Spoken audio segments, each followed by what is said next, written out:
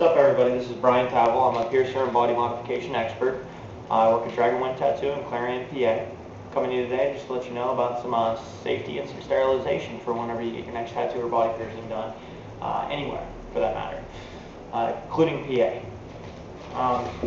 Right here I'm holding some forceps, standard forceps that I use to pierce lips, and just things like that. We flip it over here to the back. You can see where it actually says right here, when processed, this will turn purple. Right here, the word defend turns purple. You should notice there's a little hole in these right here. That's why I'm using them, because they're no good to me. I can't use these. There's a whole forceps coming through it, not sterilized. This, however, is a pouch, nothing in it, unopened. Flip it over, it's green. See how the word defend is green? Okay, that means it has not been processed in an autoclave. Take these forceps here, open them up, take them out. Okay, notice this was sterilized on 12/3 of 2010. Throw that away.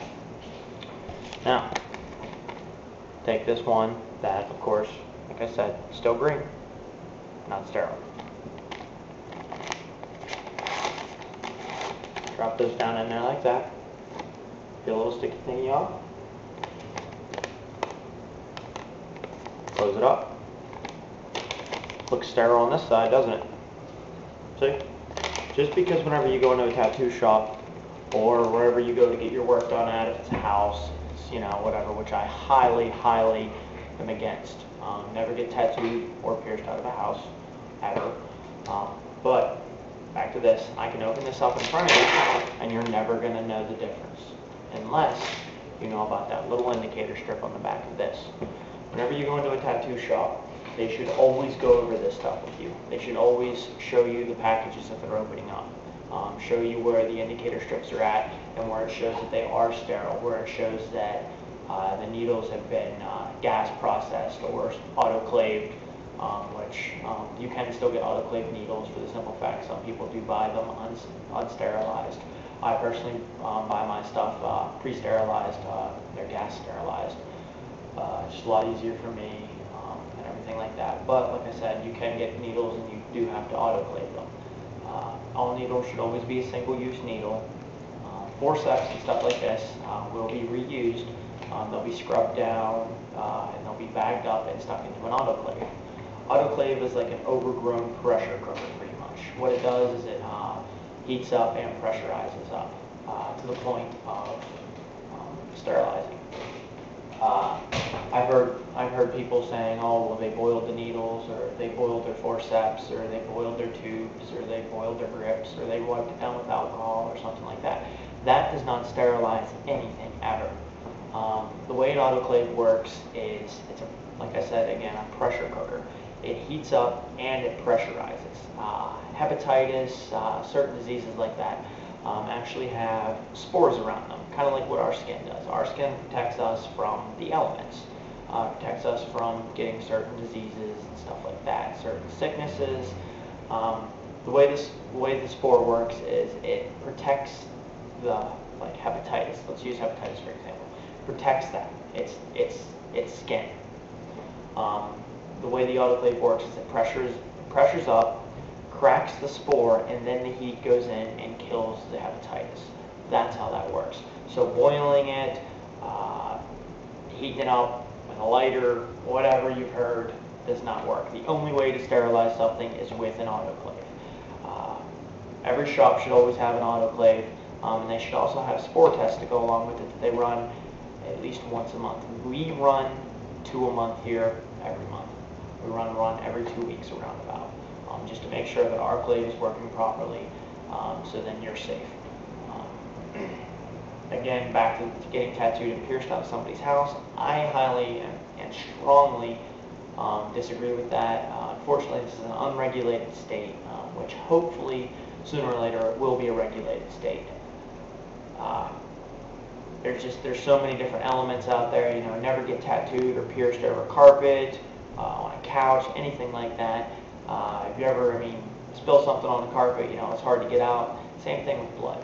If you're tattooing, there's blood all through the air. There's different things going through the air that lands on stuff. And then you got somebody else there getting tattooed, and it's just not a good thing. Bad combination.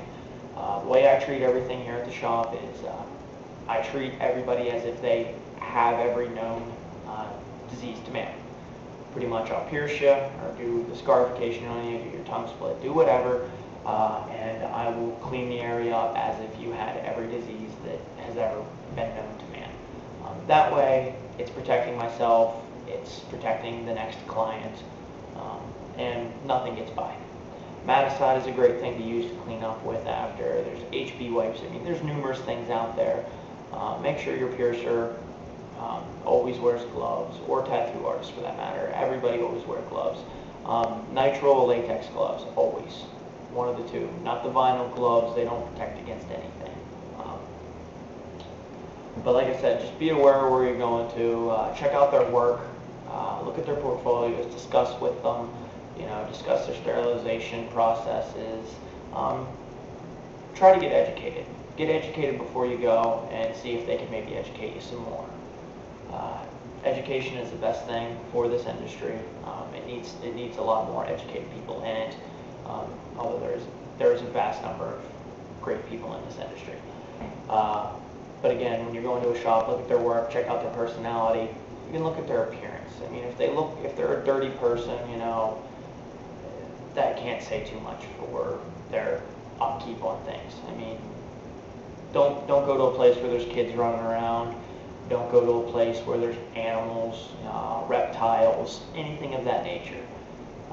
Just, be smart about it. If you walked into the doctor's office and, he had his dog chilling in there, probably leave.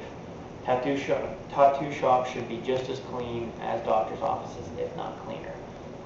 And everybody needs to be educated on this stuff. So again, stay out of getting pierced by your buddies. Don't be getting stuff done in houses. It's not a good move. There's so many things out there nowadays that can go wrong with different things. Another good thing to ask for is if they have their bloodborne pathogens. Bloodborne pathogens is a good thing to have. It just shows that they've completed courses and they know how to clean up blood spills, contamination. If they have any problems with cross-contamination, they know how to handle them. Make sure your piercer is changing their gloves. Make sure they're not picking phones up, not picking up, texting stuff, not picking up pop bottles and drinking pop. That stuff is not acceptable. Gloves should be changed, every time something new is touched until the procedure is ready, and then after the procedure, gloves should be changed. Things should be cleaned up, gloves should be changed again, and then the work area should be sprayed down and wiped clean as well. Just, use some common sense, people, and hope to see you soon. You can check me out on Facebook. It's facebook.com, Body Mods by Brian, and it's BRYAN. You can email me at piercingsbybrian@gmail.com, or hit me up on here. Have a good one, guys.